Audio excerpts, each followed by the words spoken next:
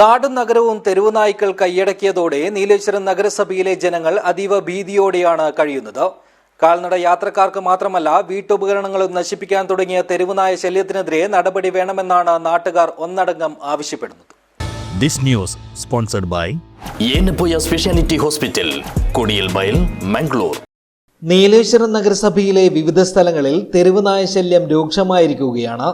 അധികൃതരോട് പരാതിപ്പെട്ടിട്ടും യാതൊരു നടപടിയും ഇല്ലെന്നാണ് നാട്ടുകാർ പറയുന്നത്. നീലേശ്വരം നഗരസഭയിലെ പട്ടേന, ചിറപ്പുറം, കുഞ്ഞാലിൻ കീഴിൽ, പാലക്കാട്ട് തുടങ്ങി നഗരത്തിലെ പല സ്ഥലങ്ങളിലും തീരദേശ പ്രദേശങ്ങളിലും തെരുവുനായ ശല്യം രൂക്ഷമായിരിക്കുകയാണ്.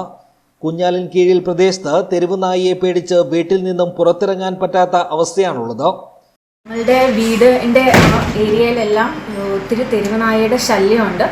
ഞങ്ങൾ വീട്ടിൽ ചെരുപ്പൊക്കെ ഇടുവാണെങ്കിൽ അതെല്ലാം കടിച്ചു കയറുകയും എല്ലാം സാധനം നശിപ്പിക്കുകയൊക്കെ ചെയ്യുന്നു. കാർപ്പറ്റ്സൊക്കെ നശിപ്പിക്കുന്നു. അവിടെ വീടിൻ്റെ വരാന്തയിലാണ് ഇവർ ഉറങ്ങുന്നത്. അപ്പം അവിടെ മൂത്രമൊഴിക്കുകയും നാശമൊക്കെ ചെയ്യുന്നുണ്ട്. പിന്നെ നമ്മൾ ആ ഏരിയയിൽ ഭക്ഷണമൊന്നും ഒരു വീട്ടുകാരും കൊടുക്കുന്നില്ല.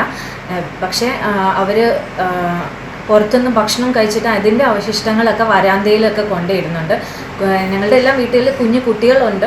പക്ഷേ അവരെ ഒരാളുടെ മേൽനോട്ടത്തിലല്ലാണ്ട് പുറത്തേക്ക് വിടാൻ പറ്റുന്നില്ല. ഇപ്പം ഒരു വീട്ടിൽ നിന്ന് മറ്റു വീട്ടിലേക്ക് ഇപ്പം നമ്മൾ പോകുമ്പോൾ തന്നെ കയ്യിലൊരു വടിയും പോകേണ്ട അവസ്ഥയായി വരുന്നുണ്ട്.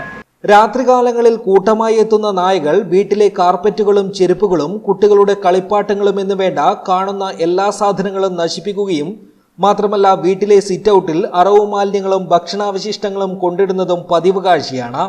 കുട്ടികൾക്ക് വീടിന് പുറത്തിറങ്ങി കളിക്കാൻ പറ്റാത്ത അവസ്ഥയിലാണെന്നും ഇവർ പറയുന്നു.